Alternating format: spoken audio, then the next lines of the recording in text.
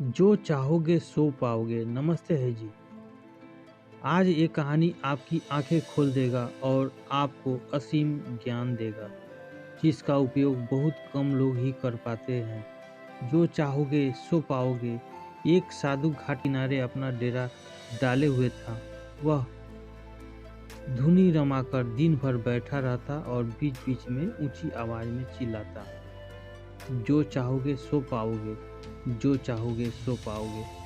उस रास्ते से गुजरने वाले लोग उसे पागल समझते थे। वे उसकी बात सुनकर अनसुना कर देते और जो सुनते वे उस पर हंसते थे। एक दिन एक बेरोजगार युवक उस रास्ते से गुजर रहा था। साधु की चिल्लाने की आवाज उसके कानों में भी पड़ी,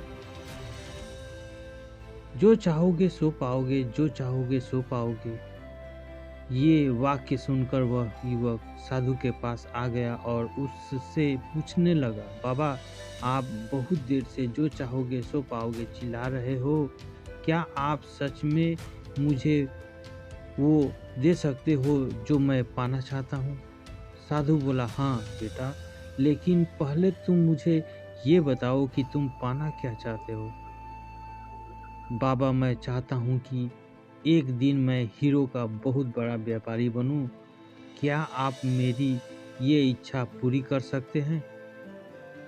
युवक बोला, बिल्कुल बेटा, मैं तुम्हें एक हीरा और एक मोती देता हूँ।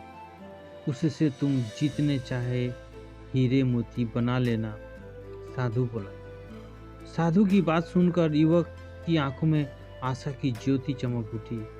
फिर साधु ने उसे अपनी दोनों हथेलियां आगे कर बढ़ाने को कहा। युवक ने अपनी हथेलियां साधु के सामने कर दी। साधु ने पहले उसकी एक हथेली पर अपना हाथ रखा और बोला, बेटा, ये इस दुनिया का सबसे अनमोल हीरा है। इसे समय कहते हैं। इसे जोर से अपनी मुट्ठी में जकड़ लो। इसके द्वारा तुम जितने चाहो उतने हीरे बना सकते हो। इसे कभी अपने हाथ से निकलने मत देना।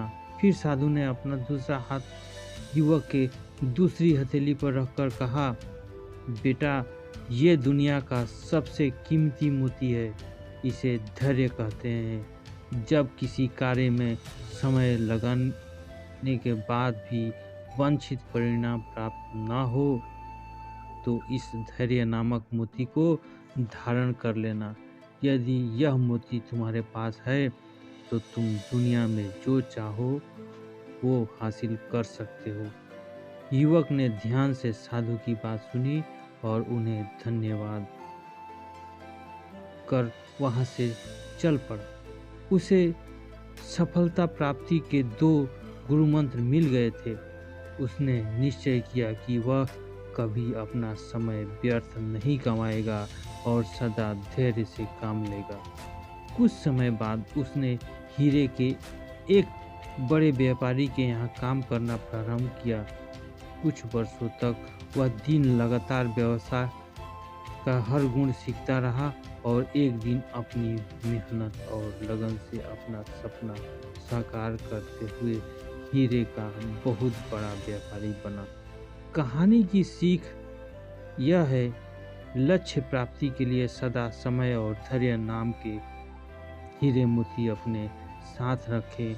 अपना समय कभी व्यर्थ ना जाने दें और कठिन समय में धैर्य का दामन ना छोड़ें। सफलता अवश्य प्राप्त होगी। ये 2 गुरु मंत्र हमेशा याद रखना और इसका उपयोग करना। पहला समय और दूसरा धैर्य। यह जानकारी अगर अच्छी लगी तो प्लीज़ सब्सक्राइब ज़रूर करें।